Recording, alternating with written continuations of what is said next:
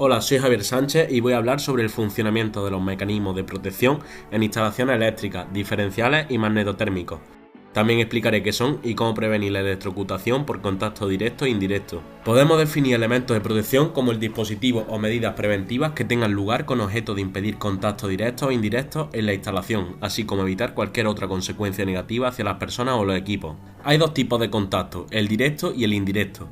El contacto directo es el contacto de una persona con cualquier parte metálica de la instalación que normalmente esté en tensión, es decir, dicha parte metálica esté en tensión y por lo general en su normal funcionamiento como debe ser. Por otra parte, el indirecto se trata del contacto de una persona con cualquier parte metálica de la instalación que normalmente no esté en tensión, es decir, dicha parte metálica no debe estar en tensión, pero por un fallo o por cualquier otra razón lo está. El interruptor diferencial es un dispositivo capaz de detectar la diferencia entre la corriente que entra al circuito y la que sale. De esta forma, cuando dicha diferencia supera cierto umbral, lo que llamaremos sensibilidad del dispositivo cortará el flujo eléctrico en este circuito. Cuando en una instalación eléctrica se produce un contacto, sea de tipo directo o indirecto, aparece una corriente de fuga que se deriva hacia la Tierra en el mejor de los casos. El interruptor diferencial es el elemento de protección capaz de detectar este tipo de corrientes, desconectando automáticamente el circuito en el que se ha producido la derivación. Por lo tanto, su principal objetivo es el de proteger a las personas. En el magnetotérmico, el objetivo principal es el de proteger al circuito frente a las sobreintensidades.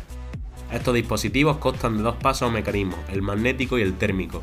El magnético corta el paso de la corriente cuando advierte un exceso breve pero intenso en el flujo eléctrico. Esta parte magnética del dispositivo actúa principalmente cuando se produce un cortocircuito en cualquier punto de la instalación a proteger. El térmico consiste en dos placas conductoras que se separan si hay un exceso suave pero prolongado de corriente, debido a una excesiva potencia prolongada en el tiempo y el subsiguiente efecto Joule. Una lámina bimetálica se calienta y se deforma, actuando sobre un elemento mecánico que igualmente cortará el paso de la corriente eléctrica y abrirá un contacto. Para volver a conectar el circuito una vez corregido el defecto que ha producido sobre la intensidad, basta con accionar de nuevo la palanca del interruptor, que es lo que se conoce como rearme. Para prevenir la electrocutación por contacto directo podríamos usar varios métodos, entre ellos el aislamiento de las partes activas, donde los conductores deberán poseer un aislante que únicamente pueda ser eliminado destruyéndolos de forma intencionada. También se podrían poner barreras o envolventes y que las partes activas deberán situarse en el interior de envolventes o detrás de barreras con grado de protección IPXXB. Se define envolvente como un elemento que proporciona protección a las personas contra el acceso a partes peligrosas de la instalación.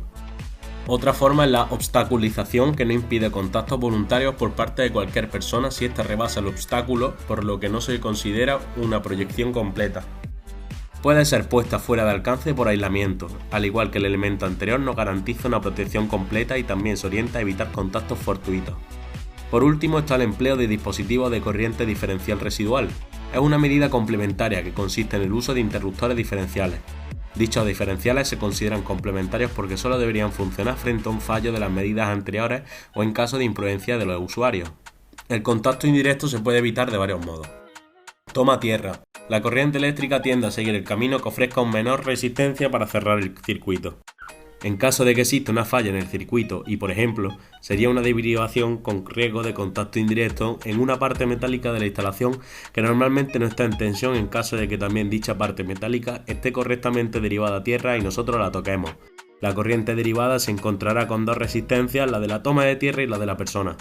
Si conseguimos que la resistencia de la tierra sea mucho menor que la resistencia que ofrece la persona al paso de la corriente, lograremos que ésta vaya por el conductor de puesta a tierra. Normalmente se considera que es mucho menor cuando es al menos 20 veces inferior. Así, por ejemplo, si se considera que en ciertas condiciones la resistencia ofrecida por una persona es de 1000 ohmios, bastaría con que la resistencia de la Tierra fuese de 50 ohmios. Hasta aquí el vídeo de hoy, un saludo y nos vemos en el siguiente.